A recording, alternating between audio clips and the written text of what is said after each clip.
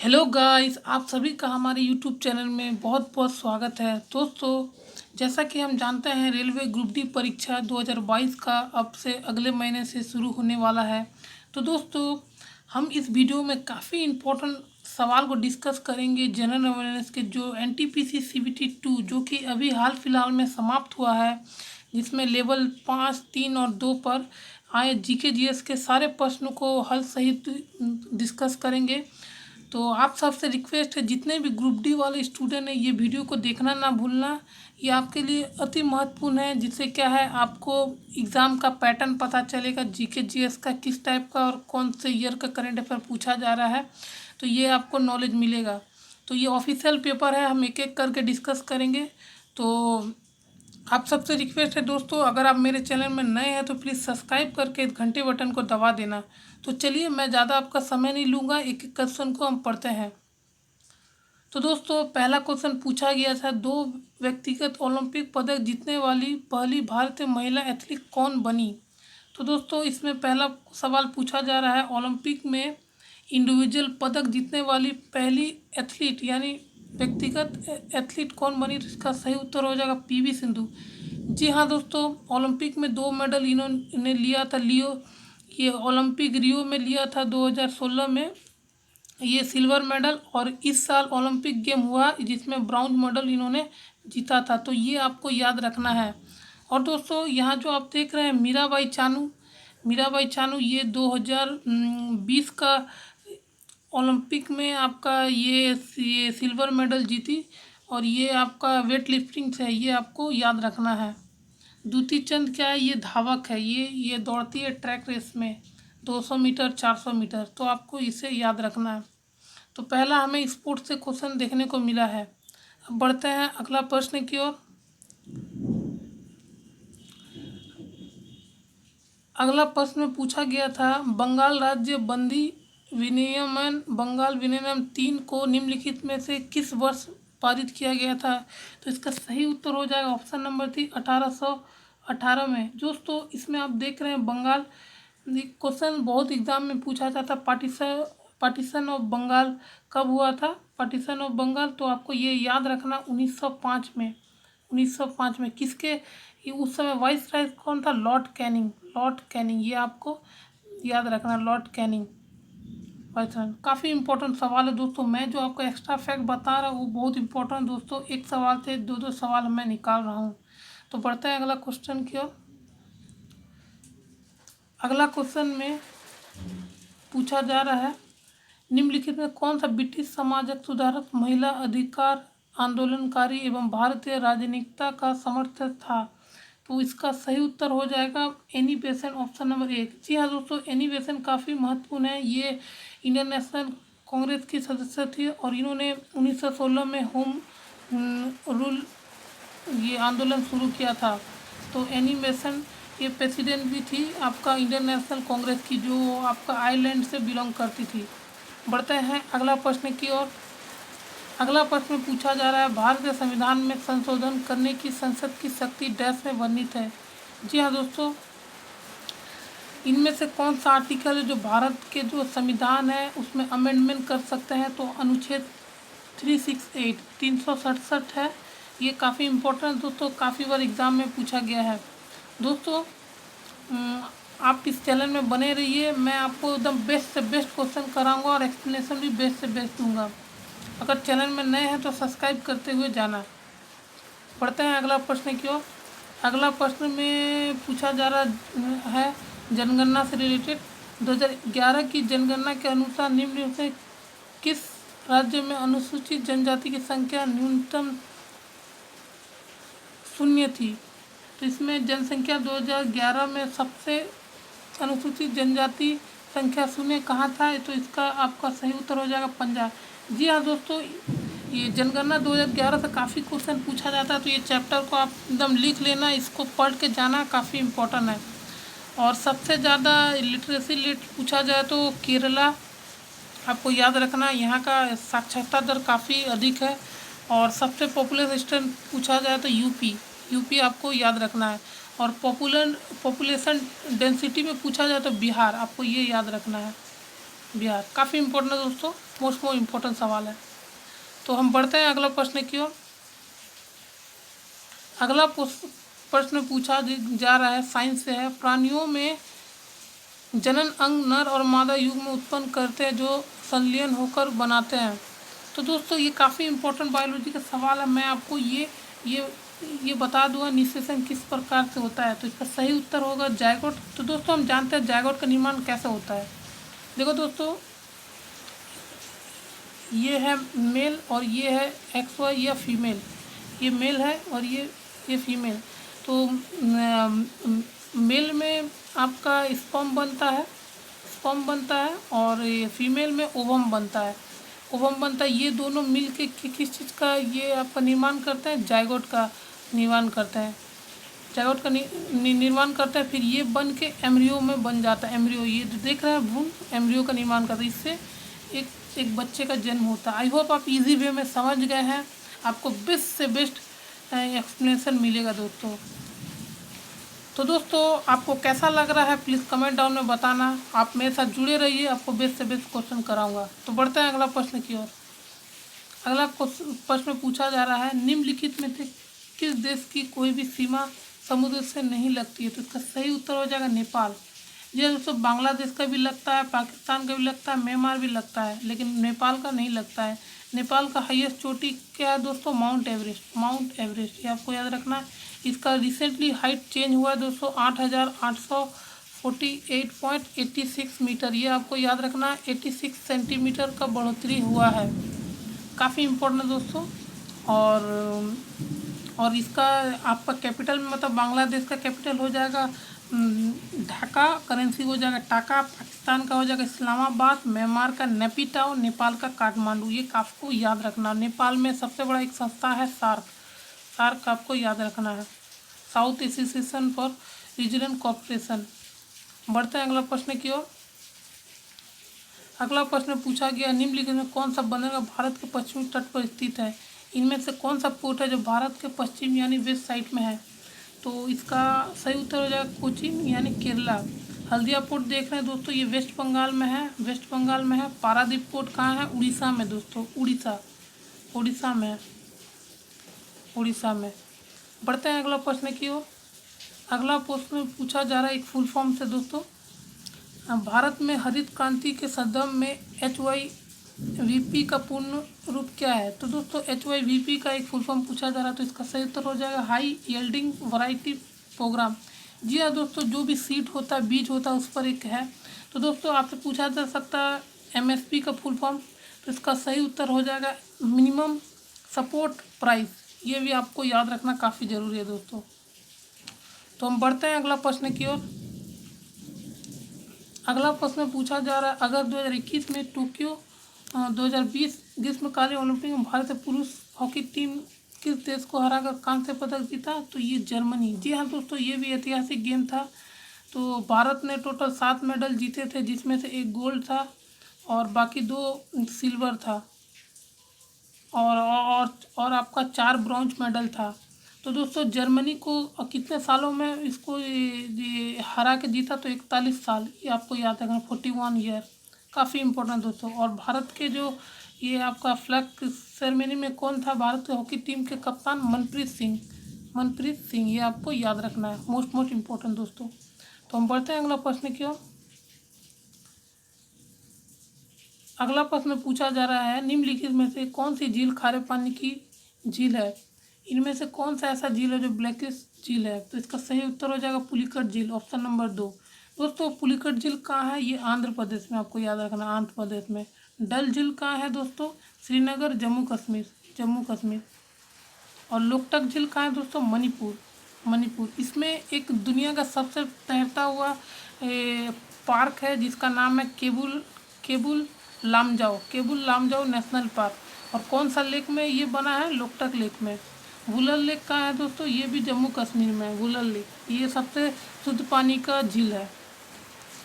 तो बढ़ते हैं दोस्तों अगला प्रश्न की ओर।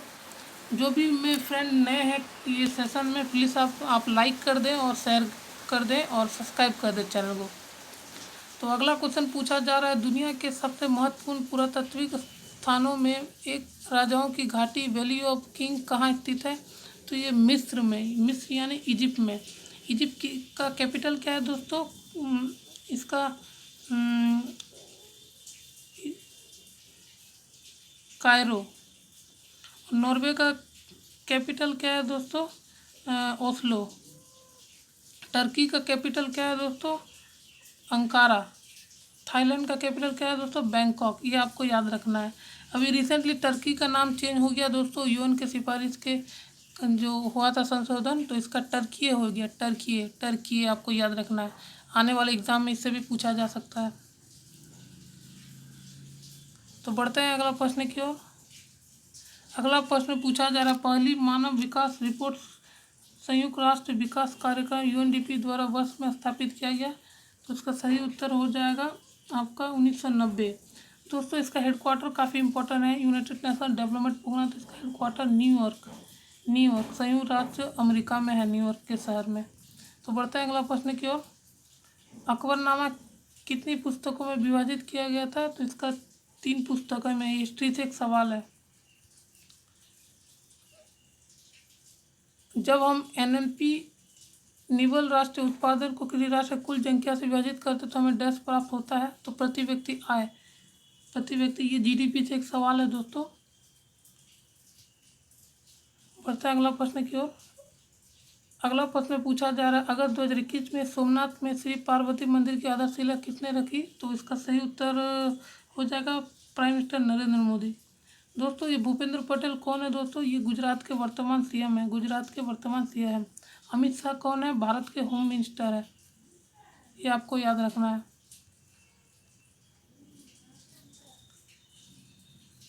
जून 2021 में युद्ध इतिहासों के अवरीकरण की नीति को मंजूर किसने दिया? तो इसका सही उत्तर हो जाएगा ऑप्शन नंबर 2, राजनाथ सिंह। राजनाथ सिंह कौन दोस्तों? भारत के वर्तमान डिफेंस मिनिस्टर। और ज्योतिरादित्य एम सिंधिया कौन है दोस्तों? ये उड्डयन मंत्री है, सिविल एविएशन मिनिस्टर।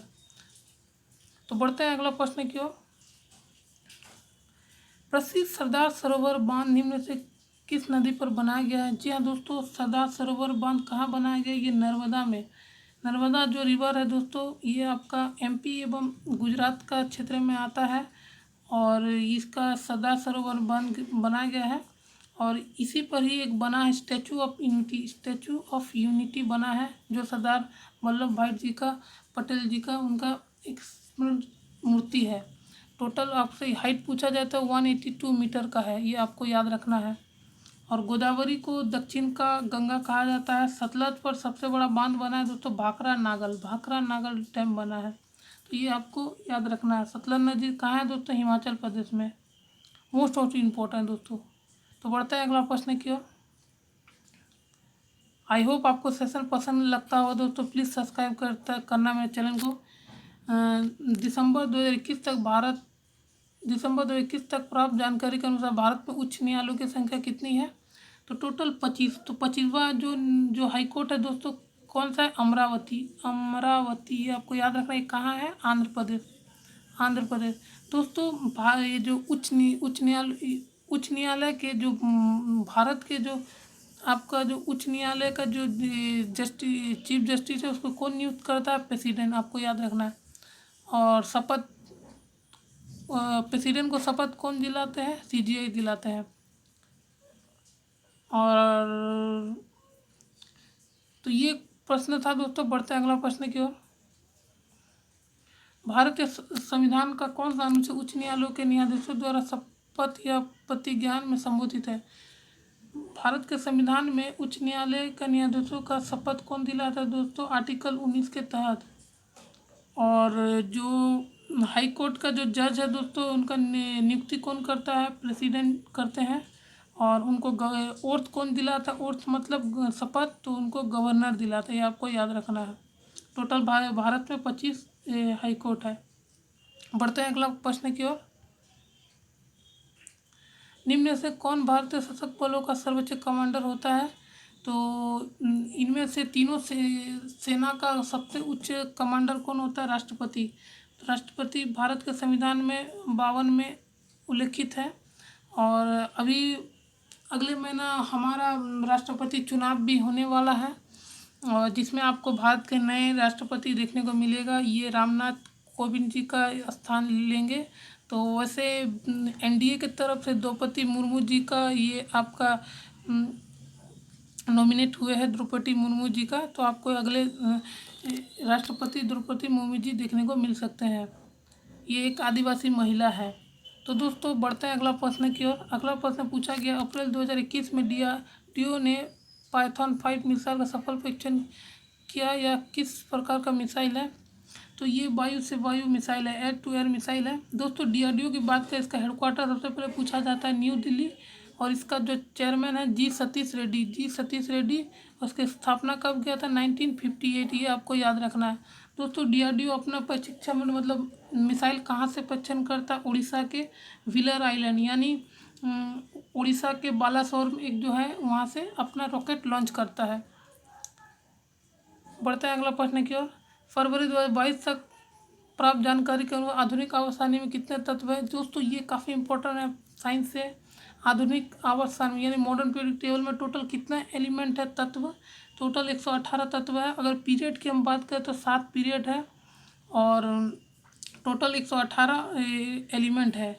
दोस्तों मॉडल पीरियड का जनक कौन है? Henry Moseley. Henry Moseley. और फादर और पीरियड टेबल तो मेंडलीव, आपको याद रखना है मेंडलीव। तो आई होप आपको समझ हो गया, क्लियर हो गया। तो बढ़ते हैं अगला प्रश्न की ओर। अगला प्रश्न में पूछा जा रहा है, 6 जनवरी 2021 को केंद्रीय राज्य मंत्री विज्ञान प्रौद्योगिकी पृथ्वी विज्ञान मंत्रालय द्वारा ओपन रॉक संग्रहालय का उद्घाटन कहाँ किया था? तो ये 2022-21 का है। ओपन रॉक संग्रहालय तो हैदराबाद में किया गया था। हैदराबाद किसका कैपिटल? दोस्तों तेलंगाना का है। तेलंगाना, तेलंगाना का।